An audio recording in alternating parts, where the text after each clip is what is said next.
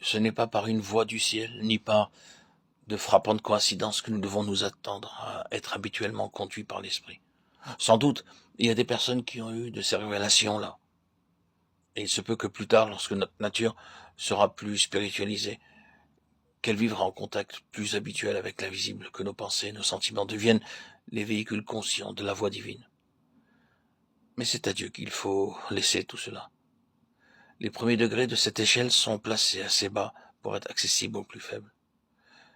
Dieu veut que chacun de ses enfants soit conduit chaque jour par l'Esprit. Entrez donc dans cette voie-là, non seulement en croyant que l'Esprit est au-dedans de vous, mais en croyant aussi que si jusqu'à présent vous n'avez guère joui de cette grâce, désormais il se chargera de ce que vous lui demanderez et lui confierez. Abandonnez-vous sans réserve à votre Dieu. Croyez que Dieu, en agréant votre soumission, vous remet aux soins de l'Esprit. Par lui, Jésus vous conduit et vous garde. Mais ne courons-nous pas le risque d'être fourvoyés par les imaginations de notre cœur, de tenir pour des directions de l'esprit ce qui ne serait qu'illusion de la chair? Et s'il en est ainsi, comment nous préserver de semblables erreurs? Généralement, on répond à cette objection en disant « recourez à la parole de Dieu ».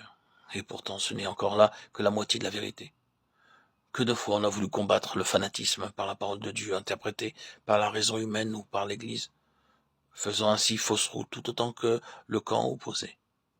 Il faut donc dire que c'est la parole de Dieu, enseignée par l'Esprit de Dieu, qui préserve de cette erreur. C'est dans le parfait accord des deux que nous trouverons garantie et sûreté. Souvenons-nous que toute la parole de Dieu est inspirée par l'Esprit de Dieu et qu'ainsi c'est ce même Esprit qui doit nous en donner l'interprétation, le Saint-Esprit qui demeure en nous. Ce n'est que l'homme spirituel, dont la vie intérieure est sous la domination de l'Esprit, qui peut discerner le sens spirituel de l'Écriture. Croyons aussi qu'après avoir inspiré la parole de Dieu, l'Esprit veut la faire respecter, en nous révélant les trésors de vérité divine qu'elle contient. Pour être conduit par l'Esprit d'une manière sûre et sans erreur, ne recourons donc pas à l'Esprit seul, négligeant de nous informer de ce que dit la parole écrite, ou ne l'étudiant que peu. Ne recourons pas non plus à la parole seule, sans guère compter sur l'Esprit, mais recourons à la parole et à l'Esprit ensemble, l'un et l'autre, demeurant abondamment en nous et obéissons-leur sans réserve.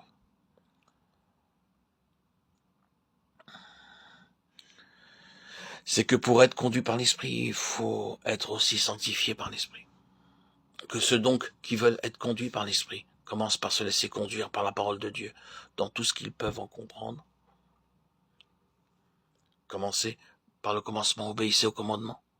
Si vous m'aimez, gardez mes commandements, et je prierai mon Père qui vous donnera l'esprit de vérité. Jean 14, 15, 17. Renoncez à tout péché, obéissez en toutes choses à la voix de la conscience. Soumettez-vous à Dieu en toutes choses et laissez-le faire ce qu'il jugera bon. Par l'esprit, mortifiez les œuvres du corps. Romains 8, 13. Comme enfant de Dieu, mettez-vous entièrement à la disposition de l'esprit, le laissant vous conduire comme il voudra. 8, 14. Et le même esprit qui vous a fait mortifier les œuvres du corps, qui vous a amené à vous laisser conduire comme un enfant, rendra témoignage à votre esprit par une joie et une force nouvelle, que réellement vous êtes l'enfant de Dieu, jouissant de tous les privilèges d'enfant, sous la direction pleine d'amour de votre Père.